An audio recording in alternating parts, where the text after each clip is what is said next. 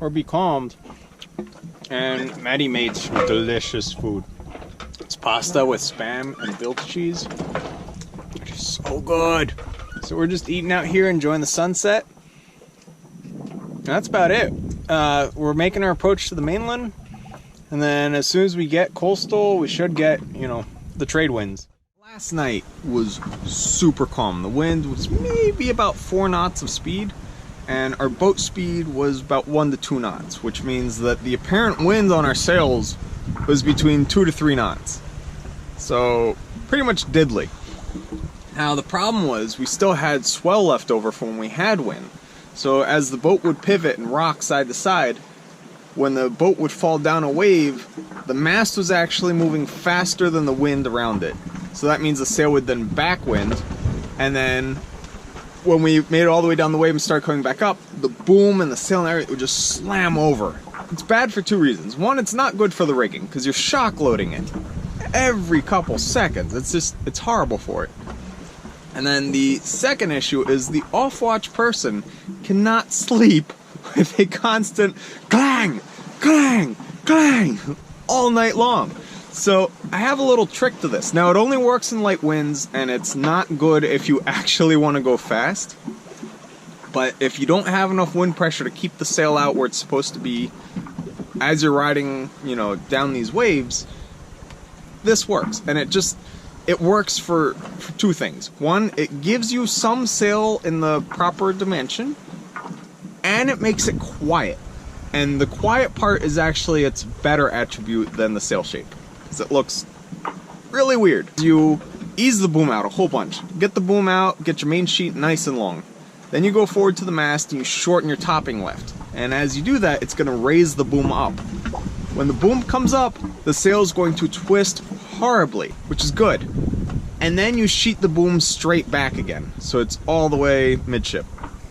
And with the Traveler, you can have it biased to one side or the other, but that's immaterial. The point is, now your boom is straight and cannot move, and cannot make noise, but your sail is twisted, so the bottom of your sail, like the clew of the sail, is still pointed directly aft, so it's not doing much good for you there. But the top part of the sail is twisted out, and then catches all the downwind wind, and you go. You have sail in the proper dimension. Now, to undo this is very simple. All you do is release the topping lift. Take all the pressure off of it, the boom will drop down, and then you can, you know, set things how they're supposed to be.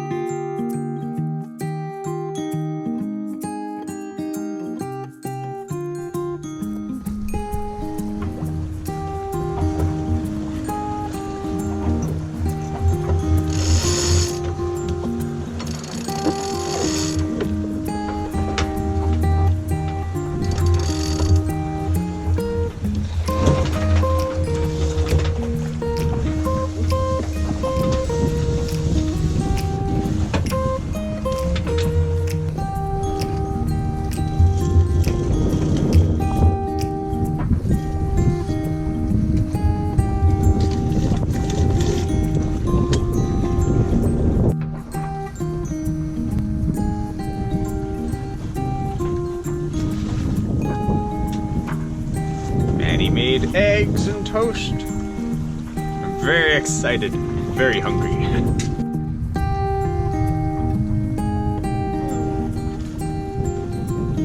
Oh, another lovely day.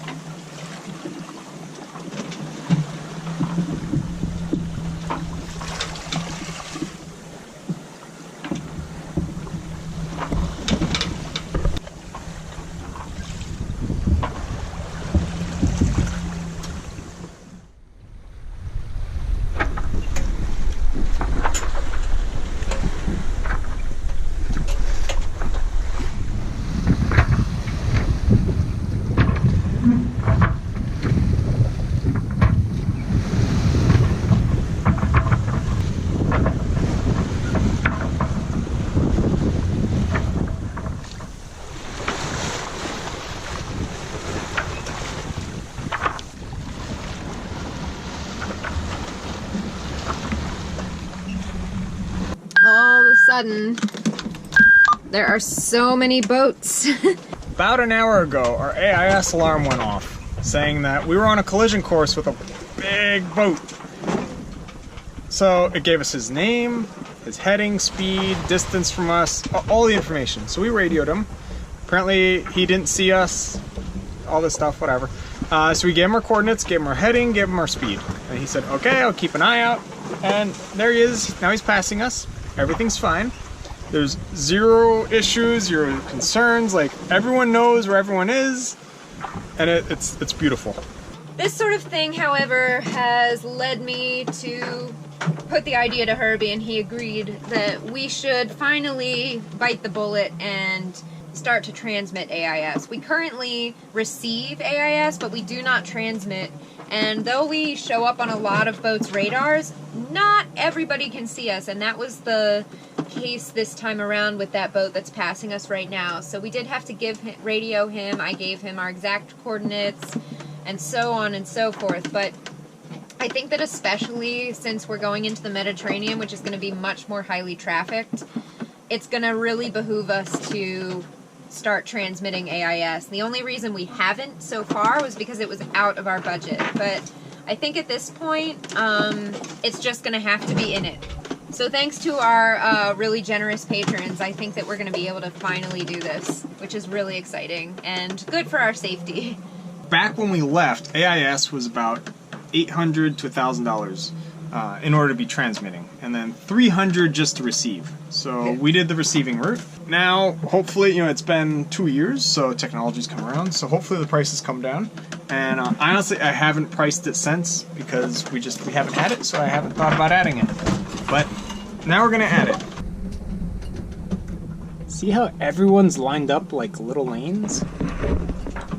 So they're all organized, all going in like one direction or another, kind of like traffic lanes on a road or a highway, because that is a separation zone. And we're actually sailing into it. And I don't want to do that because everyone in there is really big and really fast, and we are small and slow. So we're going out to change some course and not go into that.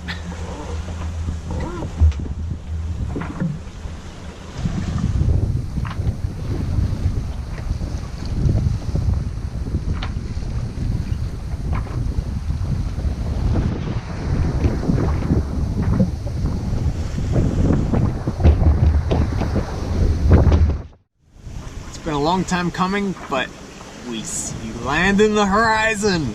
I'm so excited. So, yeah, we have about 40 miles to go to the marina, and yeah, I can't put it into words. It is so magical to see the European continent.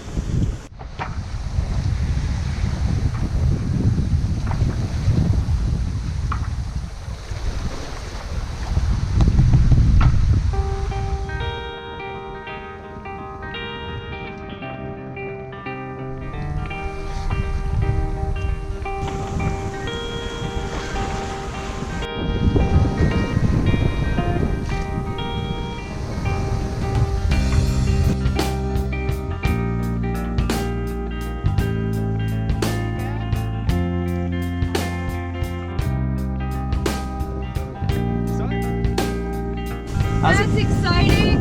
That's so cool! There's the other continent!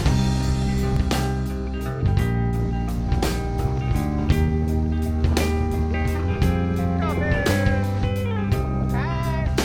Hello! Full time!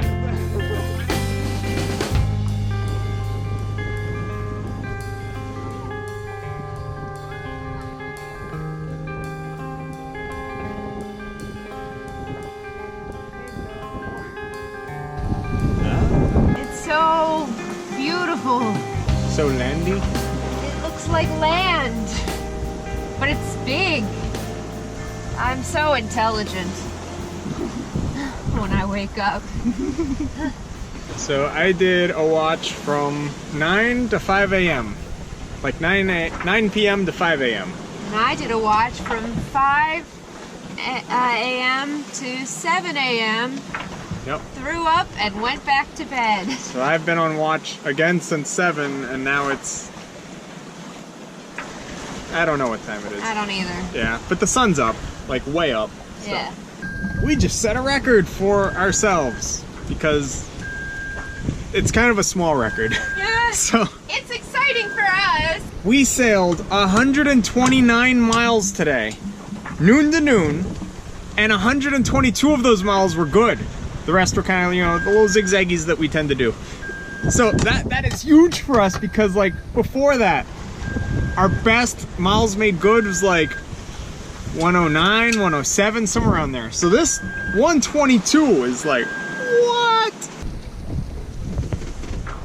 I'm making SpaghettiOs because it's fast and I'm starving and going to throw up. So that guy is the originally named Horizon Arctic, and we know this because AIS tells us that. Now, I think he's an Arctic research vessel because of his name, and he looks like an Arctic research vessel.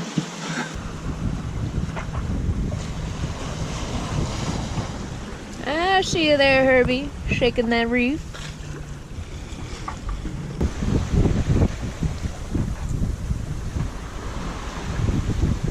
So now that we're in sight of land, how does it feel? It's magical. It's really magical. And the most magical part of it is this signifies the full crossing. We have now gone from continent to continent, which is incredible. And it's made all the more sweet from the sour passage we've had. So I'm just really, really elated that we're here and we've made it almost. We still have 15 miles to go. We are officially 10 miles away from the marina, and so Herbie's gonna call in and see if he can procure a slip for us so we don't have to tie up to a seawall, because that can be quite detrimental to a new paint job. Póvoa de Varzim. Isto é Centeneiro Wisdom. It's maybe a typical Portuguese. Yeah. So the reason we're calling 10 miles away instead of right at the marina is because they never answer. So I figured let's start the process 2 hours before we're actually going to get there. Because, yeah. We can see an actual city, like big tall buildings and a skyline and stuff. We're not used to that. That was not what we expected. I've just radioed the marina that we have reservations for, and they should be getting back to me. We have space. It's on our first platoon and our colleague will be waiting for you. Over. Great. Thank you very much. We will be coming in shortly. On a streetcar in Tacoma on a Sunday in July, you're kicking off your sandals as you stare up at the sky. I look at you and fumble for the perfect thing to say, but my nerves get in the way. I've cherished you for ages, but my words were locked in cages, so afraid that you just saw me as a friend. Now I wanna set them free, my fingers clench into the key, but I am frozen once again. Oh, mystery, I'm so afraid of what could be. If the door is closed, should I suppose it's locked? Or should I suck it up and knock? You look at me with patient eyes and flash a little smile. My heart is jumping from my chest and filling up the aisle. I've done the calculations and I've studied all the signs and I've read between the lines. What if I'm mistaken? What if all of this was taken out of context and I blow it all apart? Would I baffle and confuse you? Would I break it all and lose you at the end before we ever got to start? Oh, mystery, I'm so afraid of what could be. If We made it. It was a little bit crazy coming in because they would not, under any circumstances, tell us which slip we were going to. So it was very stressful. And then in the fairway, Yeah. They keep pointing at different slips. It's like, I'm going in this one. So we just like headed for one, and Yeah. he was like, "That's not your slip," and we were like, "It is now." So I kind of feel like a jerk, but it's very hard for us to maneuver in this marina. It's very tight. Yeah, and it's like, what if he has us go all the way down and it's like, oh, actually, turn around and come back. Like, It's it like, just we wasn't can't gonna back happen. up. We don't have space to spin. Yeah. So anyway, we're good. We're here. Everything's fine. All amiable. We explained our motor situation. He completely understood. And now we're gonna go check in, step on land for the first time in 19 days. Ready? Humans. Got something hanging from your sad beard. A shad beard. Yeah, I didn't shave because I was worried I'd cut my throat. Blue binder. I got the blue binder. Okay, let's go.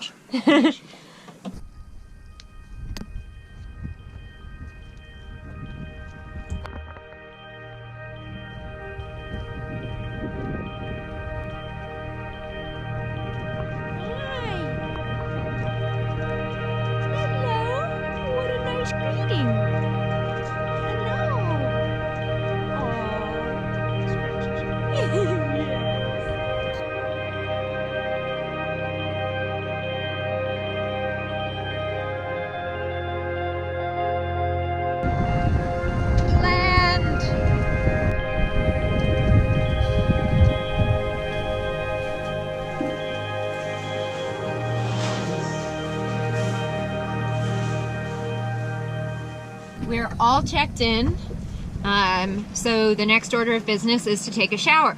Because we stink. Because this is the longest I've ever gone without taking a shower.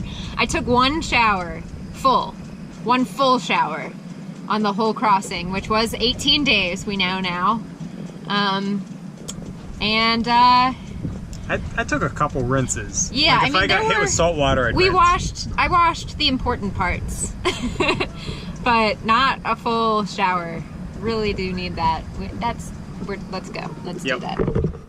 All showered, and our next adventure is going to be walking into town and finding some grub. Look at Herbie's pretty little sunburned shaved face. Oh, it's so good. It's so like good. a baby's coarse butt. Yes. A baby that had a very hairy butt and then it got sheared.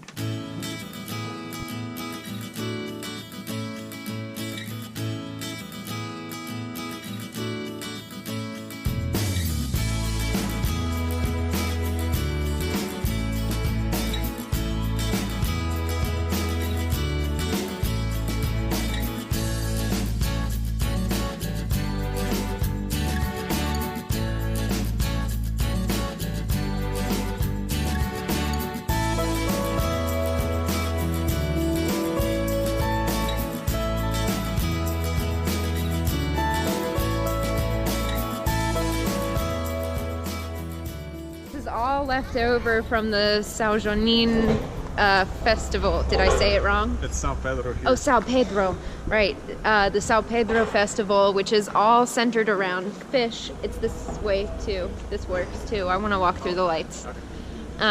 It's all centered around fishing. So that's why there are all these like nets with fish, like fake fish and stuff hanging from people's doors and windows and balconies and everything. It's pretty fun to see. I'm sad that we missed the festival, but I'm really glad that we get to see a little bit of the aftermath here with the lights. Yeah, we missed the festival by just a couple days. Yeah. So we just had a delicious dinner, enormous hamburgers. Yeah, they're like towers of meat. Yeah. And so good. We're headed back to the boat to watch some episodes of Vikings, which we've been watching. We've been binge watching it on the crossing. Yeah. It's really good. It's so good, yeah.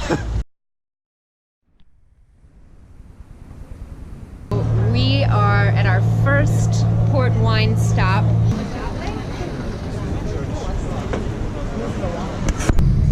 We had an amazingly full day today. Thanks so much for watching. Be sure to like, subscribe, and share this video with your friends. And if you'd like to follow our journey in real time on a map, receive postcards from our ports of call, and message us directly to the boat, you can go ahead and become a patron using the link in the description down below.